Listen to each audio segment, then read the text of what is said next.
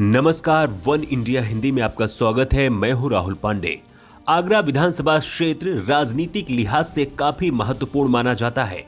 उत्तर प्रदेश सरकार के राज्य मंत्री डॉक्टर GS धर्मेश यहां से वर्तमान में विधायक हैं, लेकिन कहते हैं कि यहां जातिगत समीकरण और धार्मिक ध्रुवीकरण के आधार पर ही हार और जीत तय होती है। बीजेपी ने इस बार फिर से डॉक्टर GS धर्मेश पर भरोसा जताते हुए टिकट दिया है। वहीं मायावती की BSP ने भारतेंदु अरुण को टिकट देकर मैदान में उतारा है। सपा ने कुंवर सिंह वकील को और कांग्रेस ने सिकंदर वाल्मीकि को टिकट दिया है। आगरा विधानसभा सीट कभी कांग्रेस का मजबूत गढ़ रहा है। कांग्रेस इस सीट पर 8 बार चुनाव जीत चुकी है। 1988 में भाजपा ने अपने चुनाव चिन्ह पर नगर निगम का चुनाव पहली बार लड़ा और शहरों में बड़ी जीत दर्ज की थी। इसका असर यह हुआ कि 1989 में भाजपा ने पहली बार आगरा छावनी विधानसभा सीट जीत ली।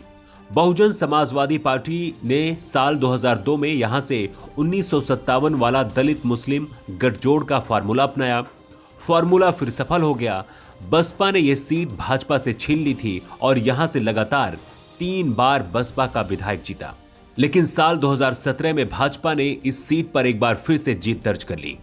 अगर यहां के जातीय समीकरण की बात करें तो आगरा विधानसभा सीट पर जाटो मतदाता सबसे ज्यादा करीब 65,000 हैं।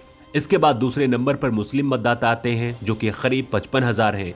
इसी तरह से वैश्य मतदाता करीब 45,000 हैं।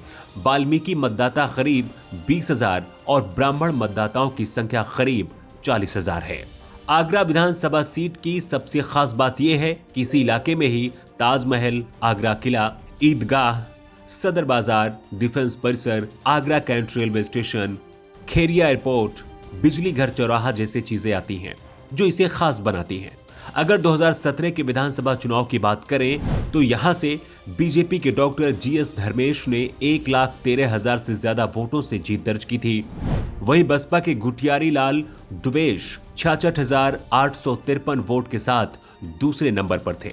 आगरा विधानसभा सीट ने जब भी किसी पार्टी को मौका दिया है तो भरपूर दिया है। 1967 से अब तक इस सीट के इतिहास में 14 विधानसभा चुनाव हो चुके हैं। कांग्रेस बीजेपी के हाथों में यहां मुख्य रूप से बागडोर रही, लेकिन 2002 में BSP के खाते में यह सीट चली गई। इसके बाद BSP यहां से 3 बार लगातार चुनाव जीती, लेकिन फिर 2017 में यह सीट 5वीं बार बीजेपी के खाते में चली गई। इस बार भी इस सीट पर बीजेपी और BSP के बीच ही मुकाबला दिख रहा है। इस सीट पर 10 फरवरी को मतदान होगा और फिर 10 मार्च को इसकी मतगणना होगी। इस खबर में फिलहाल इतना ही। ज्यादा अपडेट्स के लिए आप बने रहिए वन इंडिया हिंदी के साथ।